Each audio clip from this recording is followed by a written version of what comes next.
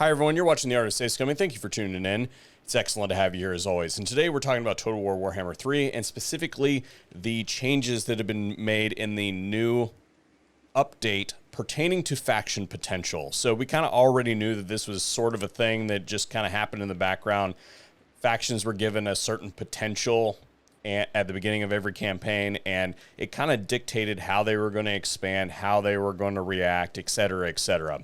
Well, those were somewhat standard before the update, and you could expect certain factions to just steamroll, become really big, and then other ones you could expect to fall away. Well, now it's a fair bit more randomized, and what this does is it generates a little bit of different flavor with each new campaign. So, for instance, one of the campaigns that I like a lot is the Azazel Campaign. And so I started this up and I wanted to see what kind of differences there were. So we're here on turn 47, for instance, and the two things that I noticed most prolifically about this campaign was, first up, Astrogoth has steamrolled through this area and has captured territory all the way up into here. He got all the way up into here fighting against Throg, and I ended up winning it back when I confederated Throg through the domination mechanic. But that steamroll that he was able to accomplish is something that I've not seen before. They usually stay isolated to this region over here, and they don't normally venture too far past this position, right?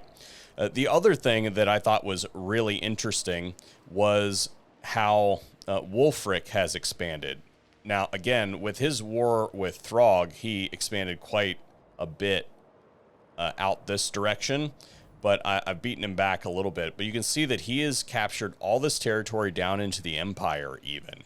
And that is very atypical of a faction that usually stays somewhat isolated in Norska and doesn't really do a whole lot outside of just kind of confederate a whole bunch of the Norscan lords and maybe perhaps antagonizes, Corone down here a little bit. But for the most part, this is something that they don't normally do, especially capturing Lorelorn Forest. Usually this is one of those factions that's pretty hard for even the player to take out. So for Wulfric to come down here and do that, the AI is doing some different things, and I think that that is definitely due to that faction potential calculation.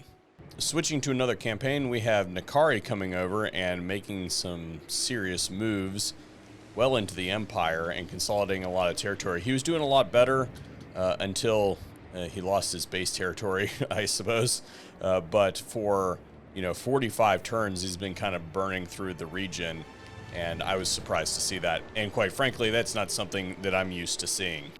And if we go up to the top of the map, it's not just major factions. This is the Crimson Skull, and you'll know them as the Khorne faction that gets wiped out by turn 10. You can see that they've taken some coastline here, and let's see how many settlements they have. Crimson Skull. 10 settlements. Is that right? Yeah, Crimson Skull, 10 settlements. Yeah, so that's a big change.